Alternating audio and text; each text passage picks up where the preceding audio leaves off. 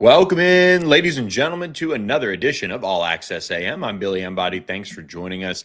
Happy Friday. We could not make the show happen Wednesday, Thursday, so we figured we get out of the week with our live edition of the show to kind of bookend the week here as we wrap up another week of what is now really the off season. It seems like spring practices are done everywhere around the country. Recruiting is picking up in the transfer portal as well for college basketball is back on a little bit of a roll here, seeing some commitments come off the books as the fifth-year rule for the NCAA will not grandfather in players from this past season that would have had one more year of eligibility remaining. We'll talk about that impact in just a little bit, but a fun show for you guys today. Conor O'Neill of On3andRivals.com covering Duke and Wake Forest will join us here in just about 8 minutes or so. So pumped to have Conor back on as the Blue Devils made some waves, picked up a portal commit, signed a new deal actually with one Amazon to play a couple games on there, some big time college basketball non-conference games. We'll talk about what that means and kind of the thought process on that for Duke. We'll look at Duke football. And then towards the tail end of the show, around 9:40 a.m. Eastern time, we will be joined by James Fletcher of On3. He does bracketology, top 25, tracks the transfer portal, all of those things. We'll talk some winners and losers in the portal for college hoops. And in the middle, we'll actually talk a touch of recruiting, some notable news around the ACC coming as some teams are starting to pick up commitments and see some of those things happen. So lots to get to on this edition of All Access AM, presented by our friends at OPW Solutions. Whether you're in North Texas, Oklahoma, or Arkansas, make sure you make OPW Solutions your first call for all of your commercial landscaping, pressure washing, snow and ice control, fence, concrete repairs that you need done for your business. That will allow customers rolling up to feel that much better about your business when it all looks neat, tidy, perfectly maintained. That's what OPW Solutions can promise you. Give them a call, 214-444-2305, or email them info@opwsolutions.com. Again, they do it all, and they can make sure that you are all taken care of as the spring is turning closer into summer. They can adjust your landscaping plan as the grass really gets going as far as the growth and what that looks like. So make sure you guys contract with our friends at OPW Solutions, big supporters of us here at All Access AM. We appreciate them for all their support. Before we get to Conor O'Neill joining us here in just a few moments, I wanted to touch on the 5-year rule that has come down from the recommendations from the NCAA. One of their committees, subcommittees, however you want to discuss it, they have ruled that they would like this to be implemented formally. The recommendation would not grandfather in players from this season that would have had an additional year of eligibility. So think somebody who was a true fourth-year senior who had one more year of eligibility remaining if he was under the new rules. Those guys are not going to be grandfathered in, which for a lot of college basketball teams in this moment of the transfer portal, there was a lot of thought nationally that, okay, maybe they're going to allow this to happen, kind of not have to entertain some of the lawsuits that they had, because of course, there's number one, there's going to be waivers filed for players that had extenuating circumstances or this or that. But when you have these types of sweeping changes, we've seen those type of lawsuits and challenges to the NCAA's rulings, which is why we're here in the first place on so many levels. Just one person challenging the overall hierarchy and structure of the NCAA and their rules and their regulations. All of those things have led us to these types of debates around, hey, should you have 5 years? Should you have unlimited years of college athletics? If a student wants to enroll as a 35-year-old as an undergrad, why can't a 35-year-old enroll in college as an undergrad and then therefore compete on their athletics teams if they have eligibility remaining? So there's all sorts of rules that are being challenged to the NCAA. And of course, that's an egregious, extreme, idea that I had right there. But that's the reason why we're we're at this stage where everything that the NCAA has done for so many years is being challenged because very few, if any, businesses have these type of guardrails that are in place as far as controlling the free market. So the fifth year rule, though, it has allowed the transfer portal to start picking back up. And players have made decisions, commitments have come down, and we've watched that unfold. But as of right now, there is not going to be a grandfathering in of players who would have had that fifth year coming up under the new rules. So that's the intriguing thing, is that that will be ultimately challenged, I'm sure, by programs around the country who would love to see, their star true senior come back, or, their key role player who isn't going to be, a NBA or a pro player come back and join the team and figure out how to do an NIL package, or they can end up going and grabbing somebody out of the transfer portal who has a fifth year, who wants to go and upgrade his situation or her situation for that matter.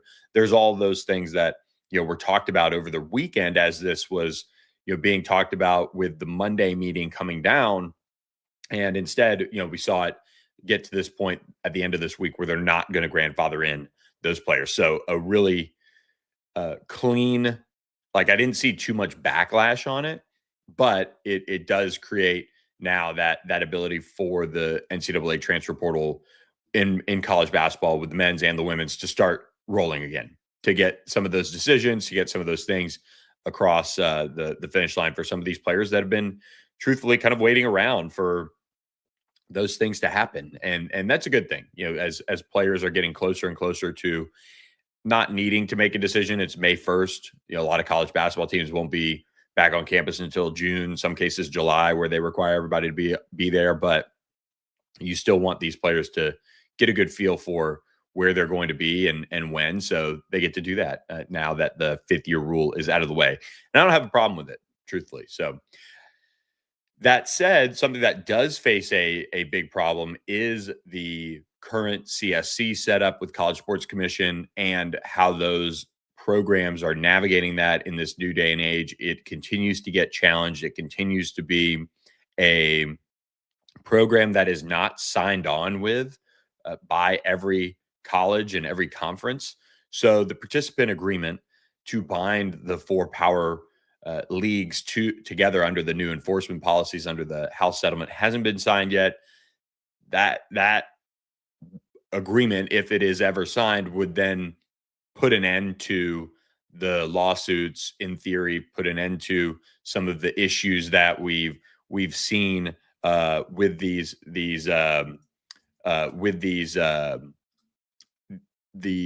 like the process of submitting an NIL go deal. Well, why is that one approved? Why is this one approved? All of those things. And it's now been 2 years, it seems like, since that process got underway. It's been over a year since this was supposed to be enforceable starting July 1st, I believe, 2025. You've got all of that coming together and still unsigned. So the CSC continues to face that exposure with regards to being challenged.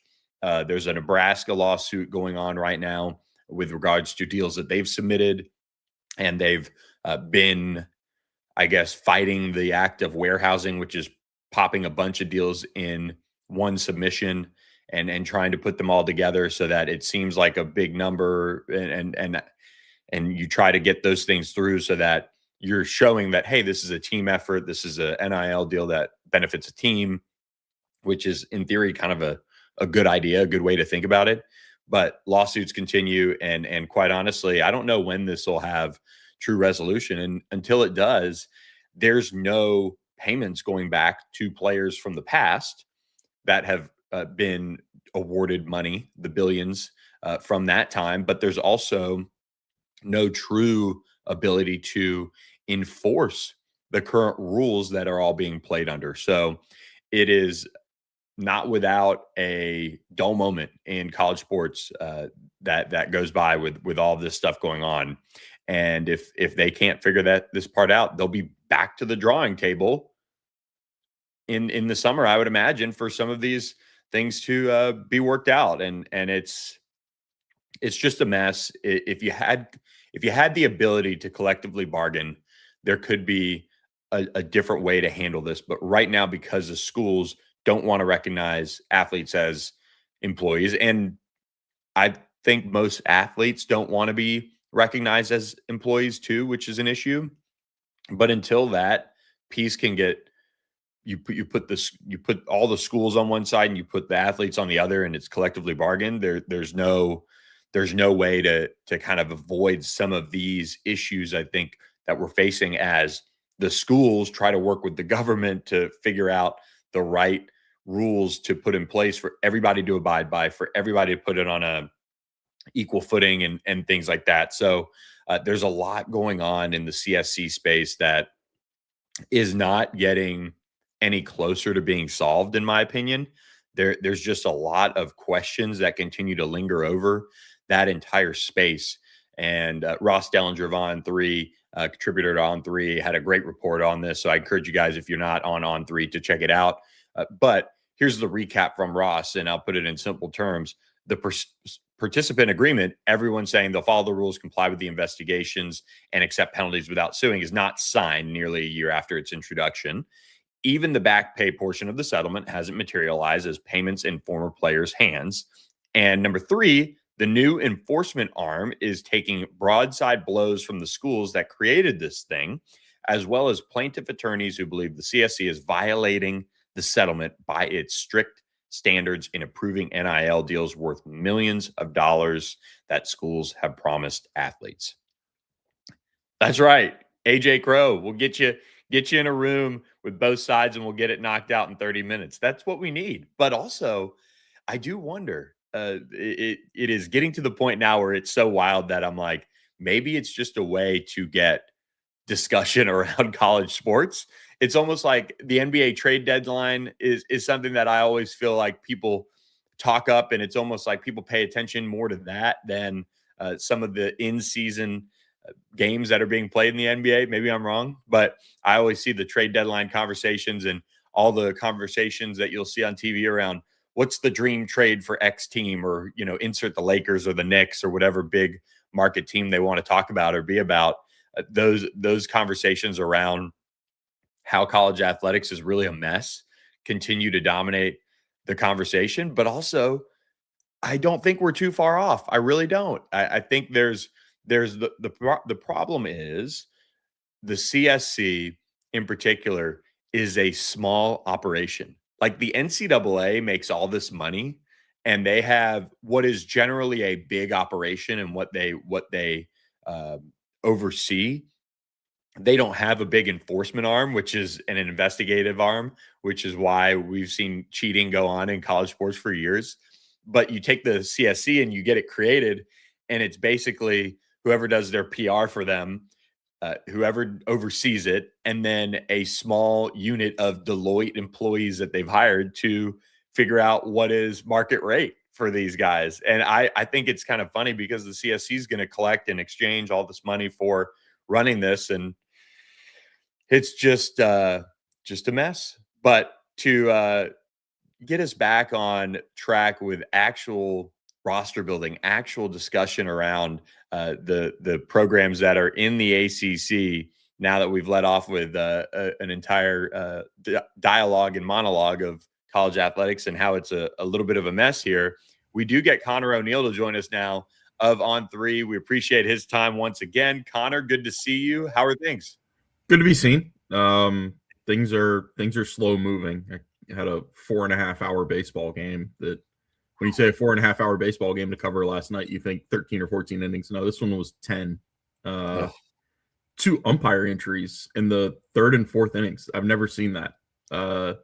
One got hit on the hand and another one got hit in the mask. So they think like broken fingers, and then the other one got concussed. So the game started with a crew of 4. It was down to 2 at one point, and then they got a backup who lived locally to drive over and join the crew in like the bottom of the 4th. So, I do not envy the baseball side of covering the ACC, but hey, at least SMU's got to get a baseball program at some point, right? You're in Texas. That's what a lot of people think, but I bet you SMU's playing lacrosse before it's playing baseball. It makes sense. Which lacrosse is the one with growth. Yeah, exactly. 4.5 hours on the baseball side of things, a little bit longer than your golf round too. Yeah, I didn't think of it that way, but yeah, I think the three of us probably got around in a little bit under 4, maybe a little bit more than 4, but yeah, definitely not 4.5 out there with the boys. Well, Duke continues to keep you busy a little bit and taking up a lot of your time. They did land a commitment this week, though, getting one of the big front court guys available in this class. Tell us about the newest addition, because you've got to pronounce his name, whereas I just get to hear you give it a go first and then rock it. Yeah, I always want to hear it when Duke tells us how to pronounce these things, because I got Sion James wrong. I think everybody got Sion James wrong because everybody just wanted to say it was Zion. I got Kamen Malawach was wrong. I don't even know how I was butchering his name to start with, but I think this one is Joachim Boomcha. That's what I'm going with. That's what I'm going with for now. That could change based on a pronunciation guide, based on a summer availability that we'll probably have with John, where he says his name, and I have more confidence in John pronouncing these guys' names correctly than what I can pick up on international broadcasts and stuff. But they'll pick up. He turns 17 later this month. I think May 30th is his birthday. He is young enough to where he's not even eligible to be a one and done. He's got to spend 2 years in college basketball. So he's going to contribute for Duke this year. It's hard to know how much a 17-year-old is going to really contribute for a elite college basketball team. But you can see like the highlights, man. He moves fluidly. He's got a smooth jumper. He's a lefty. I've seen him listed at 6'11", and sometimes those 6'11" guys, they just get that magical inch and everybody starts calling him a 7-footer. And obviously he's young. He can still grow. Who's to say his growing is not finished, right? His dad was Ruben Boomcha, and he was, I think, in the NBA heights, he's listed at 7 feet. So it's a hell of a roster that Jon Scheyer has cobbled together. Everybody thought that when they got John Blackwell that Caleb Foster would transfer. They got John Blackwell announced on the day that the transfer portal's window was closing. So everybody just kind of waited around for Caleb Foster to announce. And then the next day he announced he was returning. And so that gives Duke, they already had Caden Boozer in there. Now they bring in a senior guard to pair with a senior guard, both off ball with on ball capabilities. And then the rumor was Duron Rippey was going to, he wouldn't even have to ask out of his letter. He hasn't signed his letter yet. And that was kind of debunked within 24 hours, 48 hours. And he has not, given any public indication that he wants to get out of his commitment to Duke and reopen his commitment. So, or reopen his recruitment. So it's a pretty impressive roster that Duke has put together. It's certainly going to put them in everybody's top 3 or top 5 going into next season for the preseason rankings and all that stuff. It's a program that's 70-7 in the last 2 years and has been knocking on the door of a national championship with how much talent they've had. It's just a matter of getting it all to come together. I would say getting it all come together in the regular season, but I think this is going to be a year where what Duke does for 4 months of the season is going to matter very little compared to what they do in 6 games for 3 weeks if they get it that far. Yeah, I was going to say we'll get to that second part that you mentioned right there at the end, but how did this all come together, do you think? I mean, obviously money plays a factor now. Jon Scheyer's obviously shown to be one of the top coaches in college basketball with what he's done so far in his career, but was there a concerted effort almost to say, hey, we've got to take this roster even up a notch? Because it seems like if you look at last year's and the year before, this might be even the best roster out of those 3.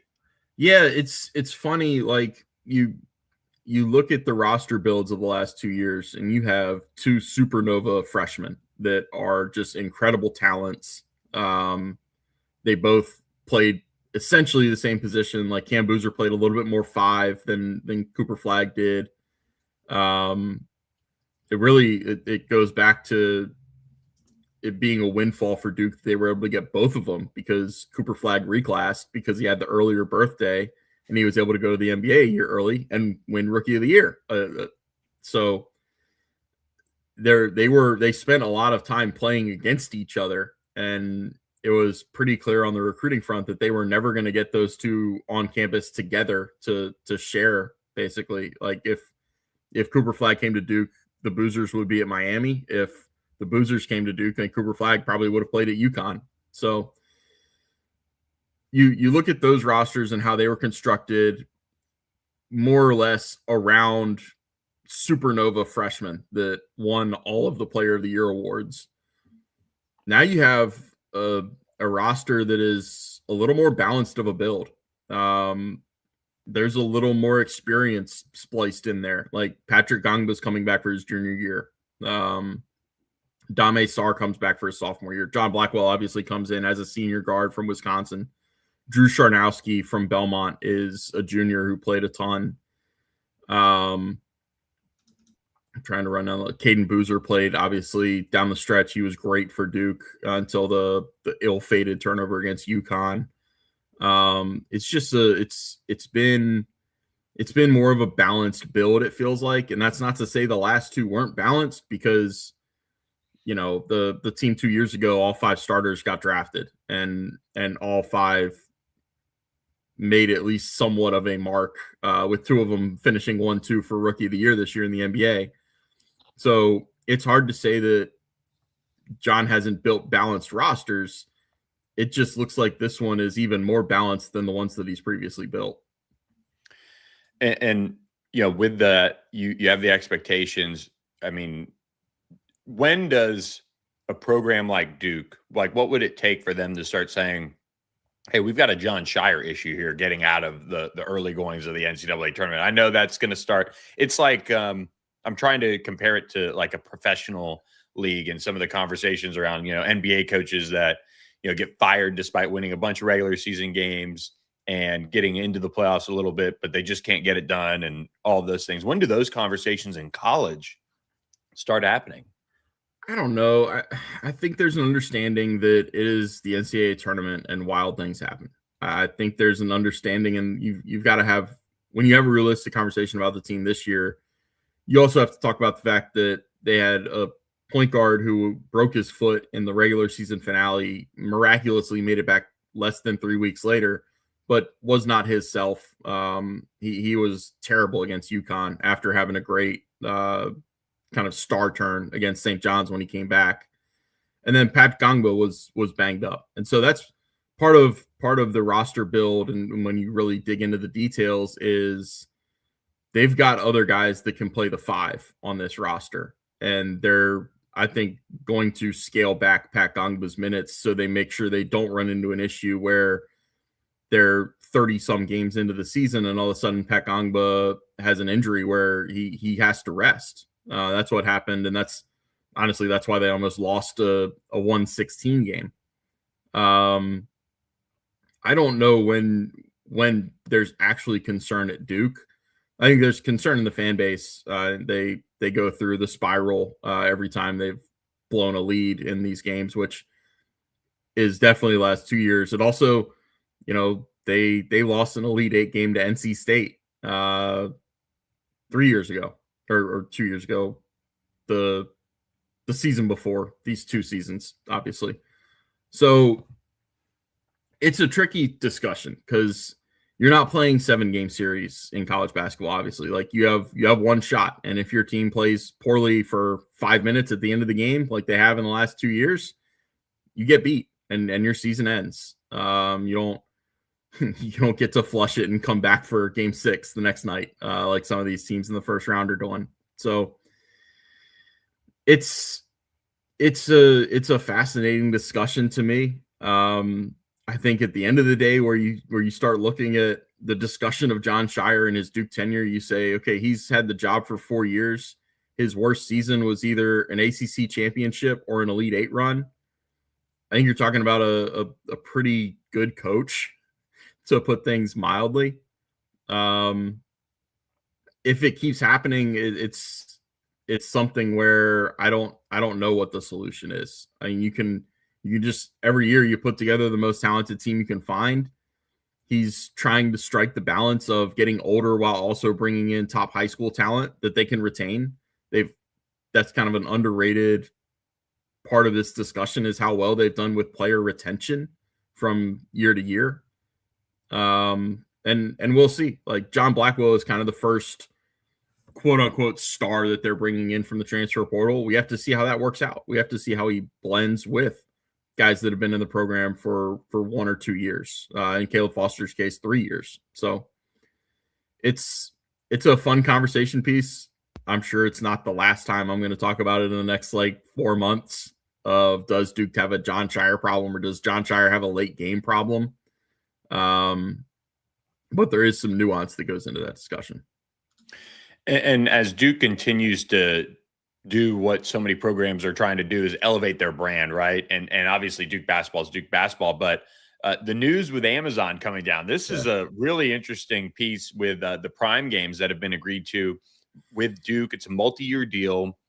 They get exclusive three exclusive games on the platform that it sounds like ESPN almost sublease those or whatever.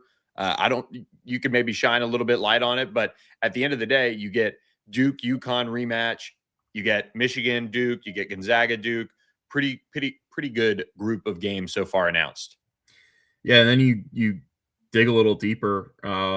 Duke goes to Vegas for one of those games. Congrats. That one I think is kind of like Duke looks for chances to get out to the West Coast and play games, because they have either a nationwide or a global fan base. So they want to play games all over the place. You get into the other two. Duke always wants to play a game in New York City because it's New York City, and there's obviously the huge alumni base in New York and New Jersey.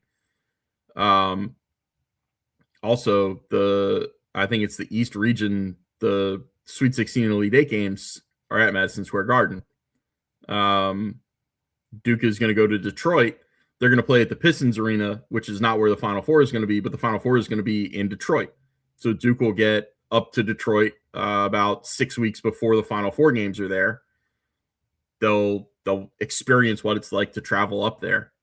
I try to tell people as often as I can, Duke does not do any happy accidents when it comes to scheduling, when it comes to things they can control. And it's things as little as for the game against Michigan this year that was in DC later in the season. Obviously, Duke was back in DC. That's where they won the Sweet 16 game and lost the Elite Eight game to UConn. Even though both schools are Nike schools and they both play with the same balls, Duke insisted that they use the Wilson Evo 1000 or 3000, whatever the Wilson ball is that they use in the NCAA tournament, because they wanted an NCAA tournament feel to where they were going to be possibly playing NCAA tournament games in about a month later from when they were. So there are no accidents when it comes to Duke. Everything is done intentionally. And so not only do you have that where these games are being played, you have some money coming in from Amazon to do this deal with them. And you're going to get, the players are going to get what I call real NIL, as it was intended before everything blew up and before we realized how ill-defined that was. The players do commercials to promote the games and make money off those. So I don't want to come on here and say Duke has all the answers. They clearly don't. They don't have a national championship to show for it in the last few years, but Duke has a lot of answers for how to adjust and how to adapt to the state of college basketball as it currently exists. And this is kind of the latest example out of a number of examples. The first one that comes to mind, and somebody who's also been crucial in getting them this deal is Rachel Baker. And she was the first college basketball GM hired. Like, Jon Scheyer took over the program after they lost to Carolina in New Orleans in 2022. And one of his first moves was to hire Rachel Baker as the program's GM. And that has continued to pay dividends for 4 years now. Let's flip over to football real quick. What were some of the key takeaways from Duke football this spring, in particular the quarterback position, and kind of where that stands heading into the summer? Yeah, so it's hard to have key takeaways with them because the guy they brought in from San Jose State, Walker Eget, was not able to do anything in the spring. In the spring game, he got back there and took some. He had a helmet on. Nobody else on the field had a helmet on. I think he just had the helmet on so that he could hear the play calls coming in. But he just basically, they're like 25 to 50% speed reps. Duke likes what they have with Walker Eget. Like, he's made an impact in mentoring their younger guys, but he's their presumed starter, and he wasn't able to go through much in the spring because he tore his ACL in the 2024 season and never had it fixed and just played on it. And then at the end of last season with San Jose State, he messed up his MCL. And so he had surgery to fix all of that. And then he goes into the portal with no years of eligibility and commits to Duke, and then they get a waiver for him. So that's great. They got him on campus. They got him in spring practices, like all of that, what works out. But they've still got to get him ready for the spring, or for the season, obviously. So it's hard to evaluate a team when you don't know what exactly the status of their quarterback is going to be.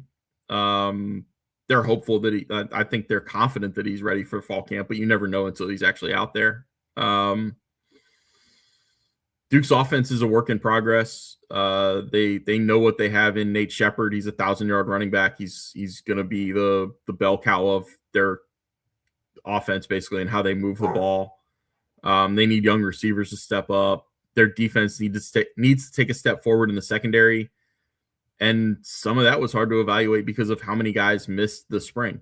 And Duke, with Manny, Duke plays things really conservatively in the spring. They don't push anybody with even a hint of injury to go through anything because it's so much more important for them to have them in August and in September than it is to have them go through stuff in March and April when you're not doing anything to win games. When you look at the overall offensive issues that Duke will have without having their quarterback available for spring ball, what are the things that they could really kind of hang their hat on? You know, obviously you got Nate Shepard coming back, but you lose some of your top receiving talent as well to the portal. It seems like so much is going to have to get crammed into fall camp ahead of this season for Duke. Yeah, they're really high on freshman receivers that redshirted last year that we didn't see much of. And so you just kind of have to take their word for it at this point. They don't have open practice for us in the spring. So guys like Jamion Little, Kayvon Simmons, they're the ones that they'll need to get some things out of. They also have a receiver coming in from Penn, Jared Richardson, who was a really good pickup. He was not with them in the spring because I think he's still in the process of graduating from Penn. So he's going to get an Ivy League degree and then come down to Duke and have a pretty large role. But their offense, at least the way I look at it and the way it's constructed, is they're going to run the ball a lot to move the ball. Nate Shepard is going to be a guy. They brought in CJ Campbell, who's a sixth-year guy who's been at most recently Rutgers, and he was at FAU, and he was at FSU for 3 years. So a lot of years in power football, strength and conditioning programs. He'll be the number 2. And then they have 2 freshman running backs that they're really high on too, CJ Givers and Javian Tanalis. They know what they have at tight end. Like, they have a lot of tight end depth. Jeremiah Hazley is a potential All-American type player.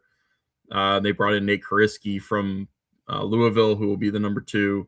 They have some depth in the program with guys like Jake Taylor and Tony Boggs. So their tight end depth, their running back depth is really good. They've got questions to answer. They brought in 2 new tackles, and one of them came from Coastal Carolina, Nick Del Grande. He didn't go through the spring. So they're really high on the kid they got from Cal, whose name escapes me right now. I think I'm not going to try to remember it because I'll say the wrong name, but they're high on the one that went through fall camp or I keep saying fall camp, spring practice. And that's good news because the kid from Coastal, Del Grande, has the better PFF numbers than the kid from Cal that they were really high on. So we'll see how their offense shakes out. I guess the other part where I don't know that there's that much concern, they're high on their interior O-line. They return a center who's been a multi-year starter, Matt Craycraft. So they're high on certain parts of the offense, but there's a lot of work to be done to smooth out some edges in that thing. Matt Craycraft, a Dallas native over there. So yeah, that's right. I knew I was getting to one of the Texas names. Yeah, watched him as a senior in high school. He's panned out very, very well for the Blue Devils over there. I know he's on SMU's board. But look, Conor, we appreciate all the time this morning, shedding some light on busy times in the Duke sphere of things. So we appreciate it and excited to have you on again soon. Great. Thanks, Billy. All right. Enjoy the golf, Conor. See you. Thanks.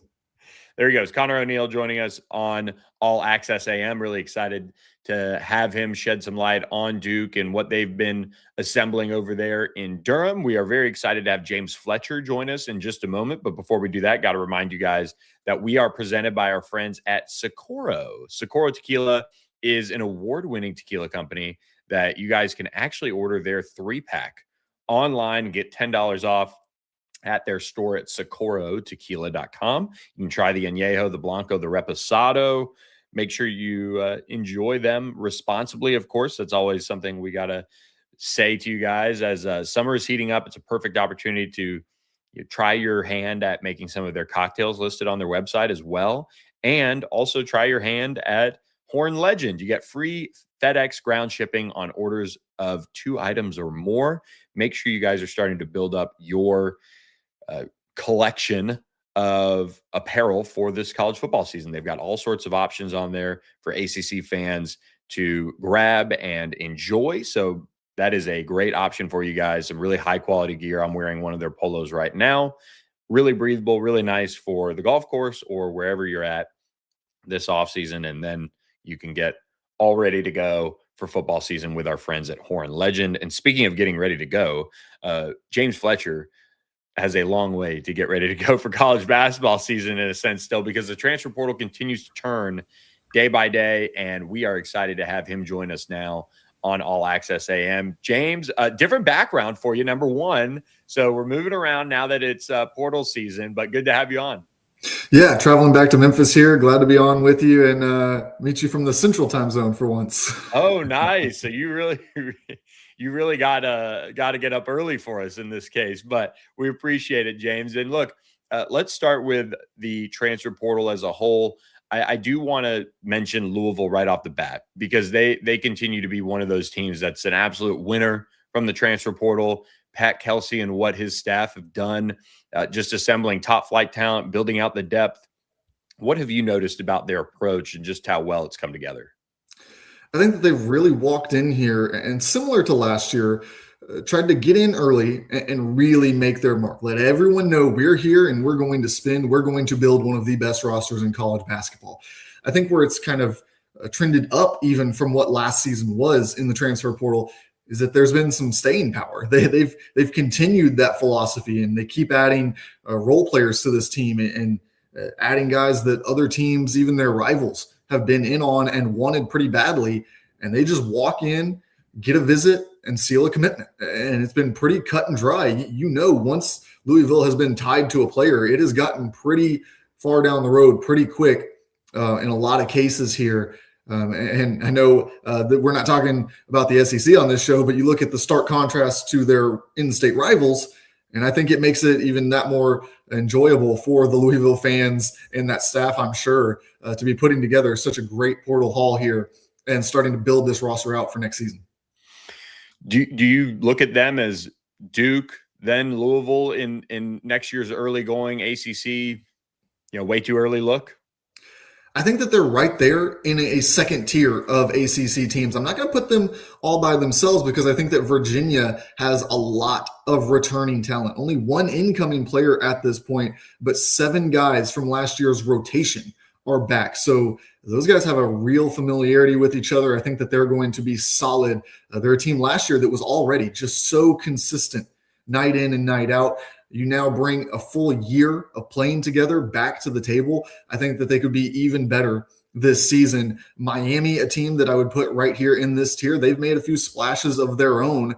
Also bringing in a 5-star commit in Caleb Gaskins. They bring back a few players from that rotation last year that are really interesting. So I think that those three teams kind of right now make up the second tier, with North Carolina knocking on that door, reminding us that they're not out of it with Michael Malone as their head coach.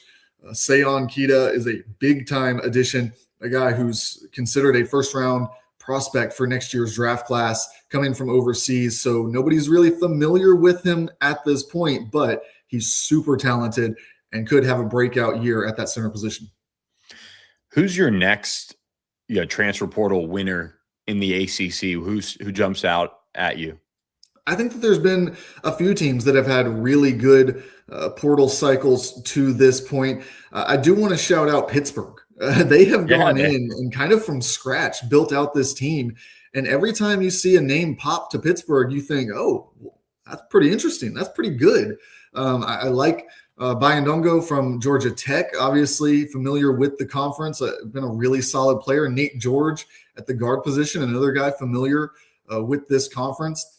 You take some swings on guys like Jalil Bethea. Can he take a step forward finally? A former 5-star guy, had a rough freshman year that was impacted by injuries. Sophomore year at Alabama, he just was kind of a fringe piece of the rotation as he came back into it.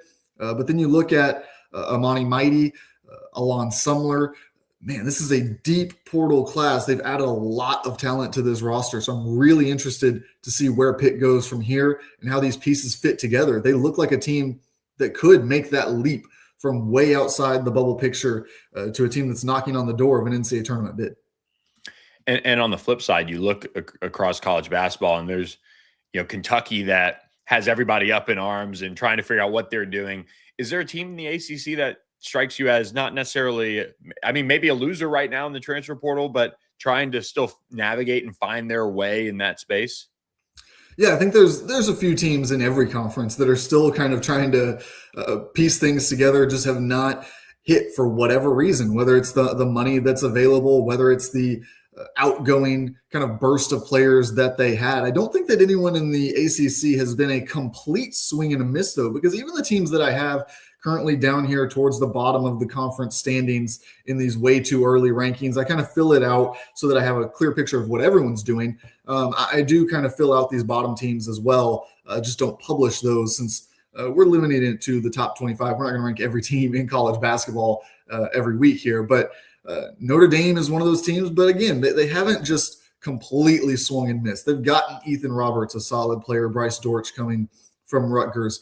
I look at Georgia Tech, and yes, they lost a ton off of that team, but that's kind of what you expect with a new coach coming in. And to add Victor Valdez and Colby Garland, I don't think that that's enough to take them to the top of this conference, but I don't think that they're going to be struggling from start to finish. I think that they're going to have some success there. Wake Forest, another team that not only lost a chunk of its returning players, but also lost a couple of recruits along the way as well. But they've kind of come in and filled it in with some decent players with some upside. So nobody that stands out as just a complete swing and a miss, but those are the teams that are currently towards the bottom of my ACC rankings. And that's kind of, I don't think that there's a huge surprise with any of those three, just based off where they were last year, where they're at in their building process with those programs.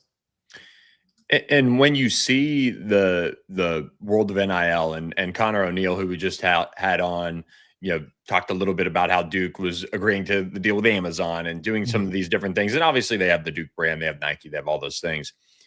Do you see this kind of not necessarily changing of the guard in a sense, but how are you observing maybe some of the differences between college football, college basketball in terms of NIL, in terms of how teams are attacking the transfer portal and acquiring talent? Yeah, I think it's very different the way that you build a football team with NIL versus the way that you build a basketball team. Because obviously we know that there's two positions that hold a lot of weight in basketball. That's the center position and the point guard position. And I think that if you were to try to compare a football team's most valuable piece with a basketball team's most valuable piece, you'd probably go with the quarterback and the center. The way that things are going, the kind of jumbo lineups that we've seen, and just the kind of supply and demand of it all. There's not multiple quarterbacks who are worth going out and securing in the portal a lot of times. There's also not that many centers in the portal. You're not going to be able to fill up all of these Power 5 schools with 2-3 great centers. There's just not enough out there on the market. And so, yes, that drives up the price.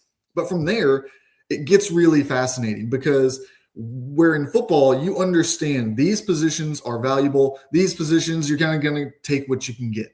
In basketball, if you're talented enough, you can be the most valuable player on the team from any spot on the floor because you're so impactful on offense and defense. If you're a well-rounded player, if you're somebody who can star on both ends of the floor, your value can really go off the chart in a sport where there's just less players, on the roster, but also in the rotation. You can really build out a team and only focus your money on 6 or 7 guys if you want to go through that and rely on help, not build out the depth of your team quite as well. Go get some JUCO guys, a couple of high school recruits to fill out the back end of the roster and just really focus on having 2 or 3 star players. So there's a lot of different ways you can do it in basketball right now with NIL. And I think that we're seeing that across college basketball. Very different approaches. Do you go get young guys before they pop and are worth these big paychecks? Do you go land 1, 2, or 3 of these big time guys and just fill out the roster with whatever you can? Or do you try to kind of even that money across and do it in the aggregate against these bigger teams? Everyone's got a different philosophy. Everyone's got a different lane that they're having to figure out because you can't just decide we are going to be in X category and go execute it. You have to really match up with the other teams that are choosing that lane to be able to offer the same money, to offer the same roles that those other teams are. Yeah, with the ACC, being a league that has seen the major change at the top with North Carolina, obviously hiring Michael Malone. We'll get to him in just a second. But some of the other changes in the league, obviously Justin Gainey coming in. What's your take on some of the new coaches in the league that have stepped in and taken over these programs and trying to figure out their own way? Yeah, I think that Justin Gainey is going to be one of the most fascinating ones to follow. Obviously, very familiar with that program. He comes back and has started to build out this team. They only have 1 or 2 returning players from that roster last year under Will Wade. And so he's really kind of filling this thing out from scratch and figuring out how to put these pieces together. It's a real wake-up call for a first-time head coach. But obviously, he's got great recruiting ties. He's got great ties at that school to build up the funding that he needs. And with that Will Wade buyout, we know that they're going to back this program to the fullest over these next few years. And so I like what he's started to do here. Again, it's just kind of starting at a little bit of a disadvantage. He's trying to kind of catch up to those top teams in the conference because I do think continuity still has a huge place in this sport, not just with the staff, but on the roster. It's way cheaper, and this is kind of an old business saying. I took some marketing classes in college, and they always told me it's cheaper to retain than it is to go hire somebody new. And that's true here in college basketball. If you can keep these guys off the market, it's probably going to save you some money and be better for you. You look at some of the top teams in these way too early rankings, a lot of them have a big chunk of last year's roster back. Some of these teams that are having to bring in 10, 11 transfers are going to be just a little bit lower down the pecking order because the bang for your buck just doesn't go quite as far when you're having to recruit head-to-head against other schools. And Michael Malone and North Carolina continue to kind of navigate their own space here. They seem to do it at their own way. Maxime Logue, I think I'm pronouncing that way, is not going to come to UNC anymore. FAU power forward, 6'9", kind of a backup guy in a sense for them, but they are continuing to kind of work through what the roster looks like. What's your take on what Carolina's doing in the space so far? I think there's been a couple of ups and downs. We've seen kind of the adjustment of Michael Malone figuring out this college game, figuring out NIL deals and all of that, but he's got people around him who do understand it. He's got a GM in place already there and a staff that has started to work. I do think that with Michael Malone, we're starting to see a little bit of a hint of what he's going to do. Go get some of these international stars, these young guys who are projected lottery picks from overseas, and bring them into the fold at North Carolina. So get ready to learn some of these international prospects as they come up at 16, 17 years old. I think that this is a trend that Michael Malone is going to lean on. We saw him, of course, overseas watching some U18 and U17 Spanish basketball this week. So this is something that he is going to invest heavily in, and we'll see how that continues to go down that trail. But I think that they've kind of solidified some of the roles on their roster at this point, but it's not a complete roster. And we're going to see Michael Malone is a guy who's clearly coming in and he wants things done his way early on. And we're seeing that. We saw the Dylan Mingo kind of decommitment / North Carolina parting ways with him. You saw it kind of, depending on who that information came from, pitched a different way. And I think what it really came down to is people both evaluating their options and Michael Malone deciding, I have this much money to spend and you are this valuable. So I'm not going to provide you with more than the value that you're providing me. And I think that that's the approach that he's really taking in this transfer portal. And so, yes, you're going to see some guys that they're maybe mentioned with and then don't end up landing. And I don't think Michael Malone is really worried about it. I think that he really views this as, I'm going to get the right guy for the right price. And I have enough at my disposal with this brand, with the NIL packages that I have, with the staff that I have around me, that I'm going to be able to build a top roster no matter what. It's going to be done my way, though. And, just lastly, I mean, do you have an early pick on where Miami can kind of follow up with as far as, what they've done after Jay Lucas's great first year? I mean, have they reloaded in the right ways? I really do think that they have. I think that they're going to enter this year as a top 25 team. Shelton Henderson coming back, I think, is huge. Down the stretch of the season, I really liked the growth that I saw from him. Thought that he was a really impactful player at that forward position. You put him next to a guy in Caleb Gaskins who can shoot the ball at that forward spot. We talk about Santo Cyril as a guy who's just a real bruising force at the center position. And then they kind of have flushed out the guard situation as well. They've got Marcus Allen and Dante Allen both returning this year. And then you bring in a Caden Lewis who had a really nice freshman season. He'll kind of clean things up in year two. I think they've got a little bit more to do with the roster. Obviously, they've only got 8 players right now on this team. But pending what they're able to do with the kind of depth piece of this roster, I do really like the way that they're trending under Jay Lucas. He's obviously an incredible recruiter, and we're seeing that his roster building as a whole, it's not just about landing the guy, it's about landing the right guys together. And I think he's starting to show that he's really good at that as well. It's going to be fun to watch the rest of this unfold. Do you see maybe a little bit more of a rush now to see rosters filled out and kind of get some of that done here in the next couple of weeks? Like, is this one of those pivotal areas of time? I think we're in a real hold right now. And we're going to see a couple of commitments trickle in here and there. But I think we're really waiting for this NBA draft situation to pan out. There's some top players that are still in the portal, some top players that are still on rosters right now. And I think that people are going to hold those big NIL checks for those guys. A couple of lottery picks still kind of on the fence. Are they really going to go in the NBA draft, or do they want to come back and make $7-8 million, whatever the figure ends up being?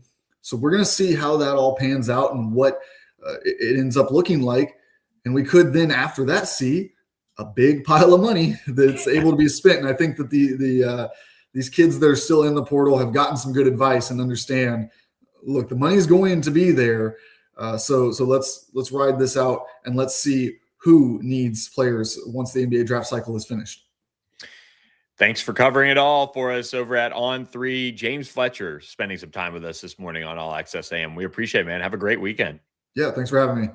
There he goes, James Fletcher, a constant on the show. We appreciate his time as always here on All Access AM. Appreciate all of you guys for listening and watching wherever you catch us at. You guys can catch us Monday, Wednesday, Thursday, normally 8 to 9 a.m. Central Time, 9 to 10 a.m. Eastern Time. Let's round out with this couple of recruiting notes for you guys, some recruitniks on our show, I'm sure.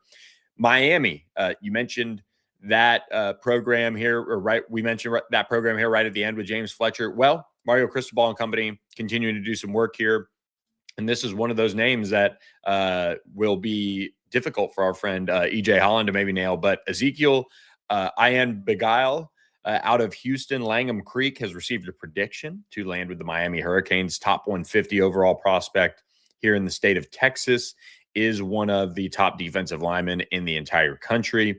A lot of programs after him here, LSU, SMU, a couple of other programs certainly in the mix here for him that are floating around. He's got some official visits still left to go, but we'll be watching him. And then Sione Caho, I think I nailed that one, out of Tacoma, Washington, has committed to Stanford. The 4-star quarterback has pledged to play for Andrew Luck and Tavita Pritchard. So heading home, or not heading home, they have found a new home for him at the college level.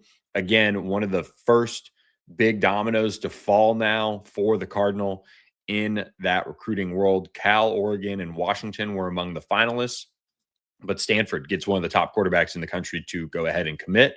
And Louisville did pick up a recent commitment from Jahide Brown, one of the top wide receivers in the entire country. Remember, they have Trey Richardson, one of the sleepers, I think, in this transfer portal cycle, who they picked up from Vanderbilt, who comes over.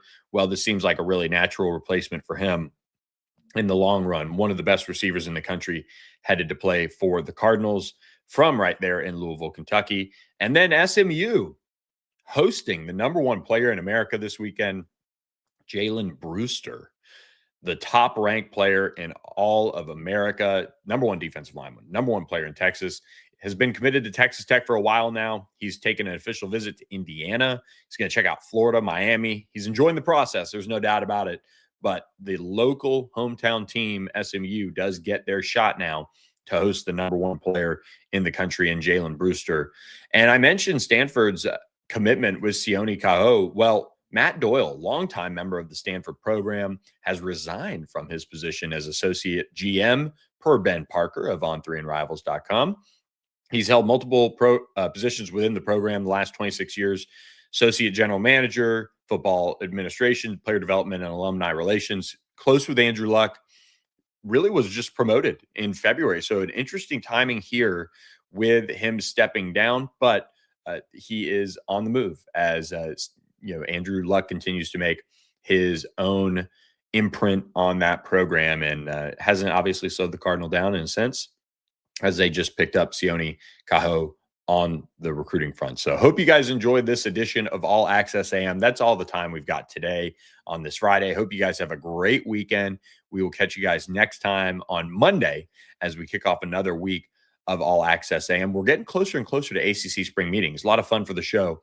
We're going to be out there in Amelia Island to cover it all as all the football, basketball coaches and administrators all meet in Amelia Island in a couple weeks just after Mother's Day. So we're excited to be there for you guys there with All Access AM. So appreciate our friends, OPW Solutions, Socorro Tequila, Horn Legend for sponsoring the show.